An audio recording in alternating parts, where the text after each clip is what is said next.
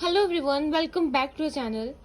Actually guys, today I'm going to talk about the most important topic, that is workshop about OR. And as we know, this is the last semester of BCom, that is 6th semester, and we have to make workshop of it that is related with OR.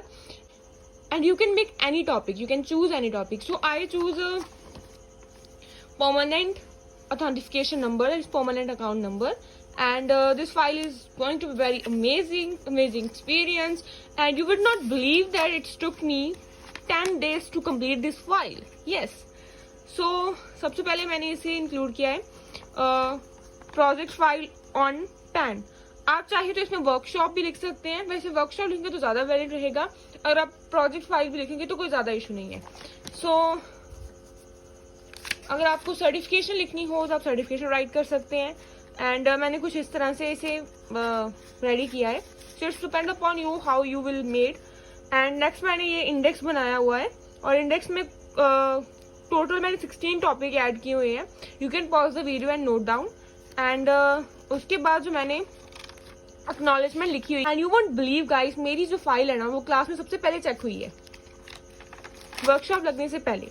So acknowledgement के बाद मैंने जो पहला topic था वो है meaning लिखा है. आप चाहे तो पॉज कर सकते हैं. एंड फुल फाइल का जो लिंक है ना मैं आपको डिस्क्रिप्शन में दे दूंगी.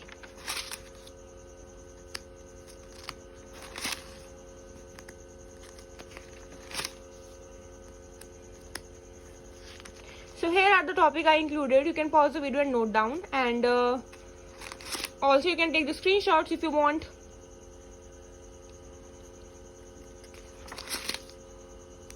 So guys, जो मैं आपको PDF प्रोवाइड करने जा रही हूँ डिस्क्रिप्शन में, जिसका लिंक है, वो जो PDF है ना उसमें बहुत सारे टॉपिक्स हैं. उसमें more than I think 40+ topics होंगे, जिसमें मैंने जो मेन टॉपिक्स है ना वो लिए हुए हैं.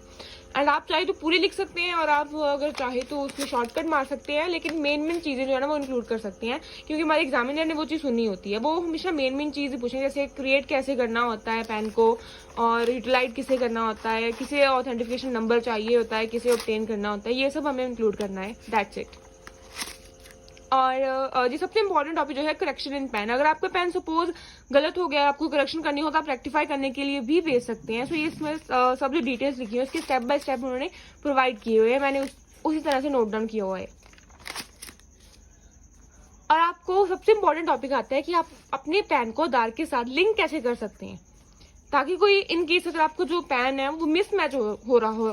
सपोज अगर आपका नेम है वो आई थिंक JIT कोई इशू चल रहा है, तो उससे वो भी आपको पैन की हेल्प से उसे रेक्टिफाई करवा सकते हैं.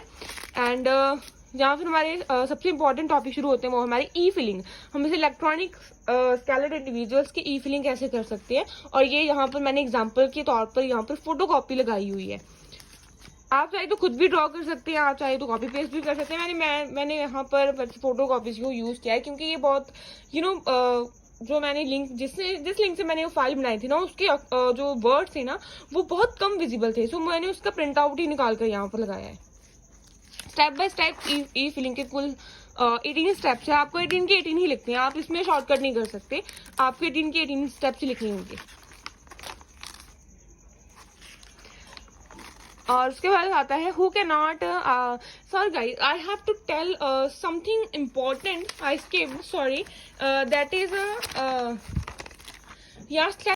सो गाइस, सबसे इम्पोर्टेंट बात तो मैं आपको बताना भूल गई, वो ये है कि स्टेप 5 में मैंने ये ड्रॉ किया हुआ है, और स्टेप 6, स्टेप 7, स्टेप 8 मैंने एज इट इज लिखे हुए. वो इसलिए क्योंकि जब मैं यहाँ पर प्रिंट आउट निकलवाने गई थी, उनकी जो मशीन है ना वो उसमें बहुत प्रॉब्लम आ रही थी.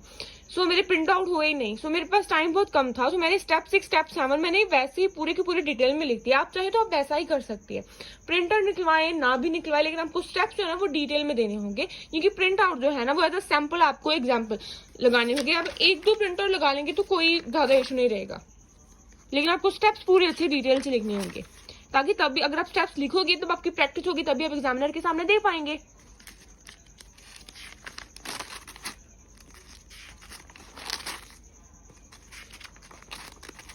अब एडवांस पेमेंट ऑफ टैक्स, ये भी बहुत एडवांस पेमेंट ऑफ टैक्स.